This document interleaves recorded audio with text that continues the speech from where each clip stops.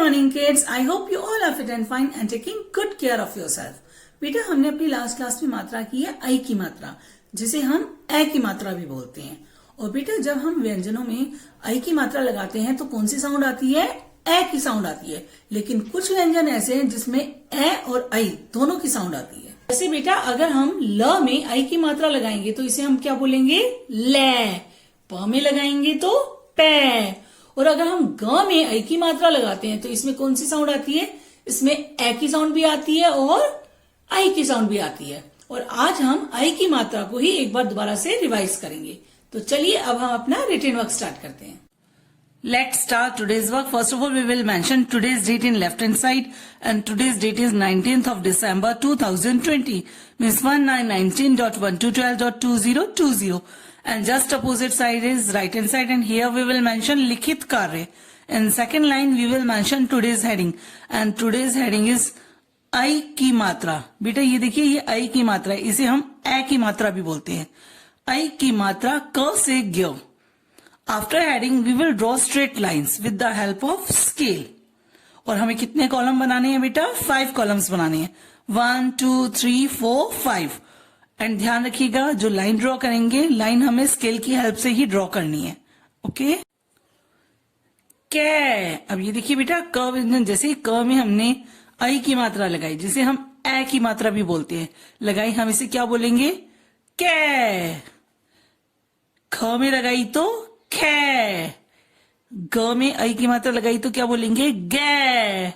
इसे बेटा हम दो तरह से बोलते हैं, इसमें 2 साउंड आती है। अगर ग में हम आई की मात्रा लगाते हैं तो 2 साउंड निकलती है। देखिए, एक साउंड तो निकलती है ए की साउंड और दूसरी निकलती है आई की साउंड। अगर हम गैस लिखते हैं, क्या लिखते हैं? Gas, gas. तो अगर हम गैस लिख रहे हैं या बोल रहे हैं तो उसमें कौन सी साउंड आ रही है? ए की साउंड आ रही है। और अगर हम गैया लिखते हैं या गैया बोलते हैं, गैया गैया, तो उसमें कौन सी साउंड निकल रही है बेटा? बताइए, कौन सी साउंड सुनाई दे रही है? आई की साउंड सुनाई दे रही है। तो हम इसे गे भी बोलेंगे और गई भी बोलेंगे। गे। घ में लगाई तो घे।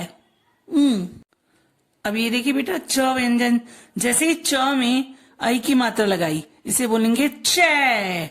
छ में लगाई तो छे।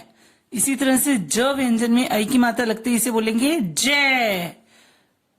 झे। ञ। अब देखिए, ट जैसे ही ट में मात्रा लगी, इसे बोलेंगे टे। ठ में लगी तो ठे। ड में लगी तो बेटा डे। ढ में लगी तो ढे। ये देखिए, ण में आई की मात्रा लगते ही णे। अब देखिए बेटा, ये कौन सा व्यंजन है? त व्यंजन है। अगर हम त व्यंजन में आई की मात्रा लगाते हैं, जिसे हम ए की मात्रा भी बोलते हैं, तो कैसे बोलेंगे? टे। और बेटा जो त व्यंजन है, इसमें भी दोनों साउंड सुनाई देती हैं, आई की भी और ए की भी। अगर हम तैर बोल रहे हैं, तैर, तैर, या तैराक बोल रहे हैं, तो किसकी साउंड आ रही है? ए की साउंड आ रही है। और अगर हम ततैया बोल रहे हैं, ततैया, ततैया, तो किसकी साउंड सुनाई देगी? आई की साउंड सुनाई देगी। बेटा थ में लगाई तो थे। द में मात्रा लगाई तो क्या बोलेंगे? दे। ध में लगाई तो धे। अब ये देखिए बेटा, ये न व्यंजन है, और न व्यंजन में भी हमें दोनों साउंड सुनाई देंगी, ए की भी और आई की भी। अब ये देखिए, प में लगाई तो पे। फ में मात्रा लगाई तो हम क्या बोलेंगे? फे। ब में मात्रा लगाएंगे तो क्या बोलेंगे? बै। इसी तरह से भ में भी मात्रा लगाएंगे तो क्या बोलेंगे? भै। अब ये देखिए बेटा, म व्यंजन में भी हमें दोनों साउंड सुनाई देंगी, ए की भी और आई की भी। अब इसे हम क्या बोलेंगे? मैं। और इसे हम मई भी बोल सकते हैं। अब ये देखिए बेटा, य में मात्रा लगाई तो हम बोलेंगे ये। रे में लगी तो रे। इसी तरह से ल में हमने आई की मात्रा लगाई तो बोलेंगे ले, वे, शे, शे। स में लगी तो से। बेटा ह में लगाएंगे आई की मात्रा तो क्या बोलेंगे? है। अब देखिए, श से क्षत्रिय, श में मात्रा लगी तो बोलेंगे शे। इसी तरह से त्र में मात्रा लगाई तो क्या बोलेंगे? त्रे। और ज्ञ में लगी तो ज्ञ। बेटा वर्क बहुत नीटली करना है, बहुत केयरफुली करना है, एंड स्पीक एंड राइट, जो भी आप लिख रहे हैं उसे बोल बोल कर लिखेंगे। Kids, it's practice time. First of all, we will mention same date and written work in first line. Leave one box and write heading in third line. Addition. Again, leave one box from the margin line. Leave two boxes and write TU. Here U stands for unit of ones and T stands for tens. 7070 plus 1010.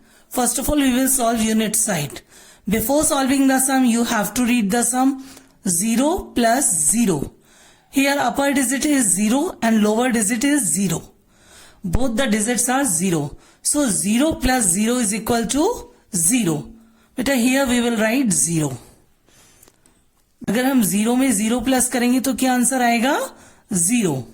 Unit side solve. Now come to tens side. Before solving the sum, you have to read the sum 7 plus 1. Here 7 is upper digit and 1 is lower digit. So 7 goes on head and 1 goes on finger. 7 goes on head and 1 goes on finger. Hit 7. 7. What comes after 7? 8. Answer is 8. Beta here we will write 8. In the end we will read the whole sum. 7070 plus 1010 and the answer is 8080. And kids, you have to do two more sum. After that, leave two boxes and from the margin line, leave two boxes and write heading subtraction. SUB sub, S should be capital, TRAC traction, TION shun, subtraction. Leave one box. From the margin line, leave two boxes and write TU. 4, 5, 45 minus 2, 2, 22. First, we will solve unit side. Before solving the sum, you have to read the sum 5 minus 2. Here 2 is lower digit and 5 is upper digit. So, throw 2, count till 5, make a fist.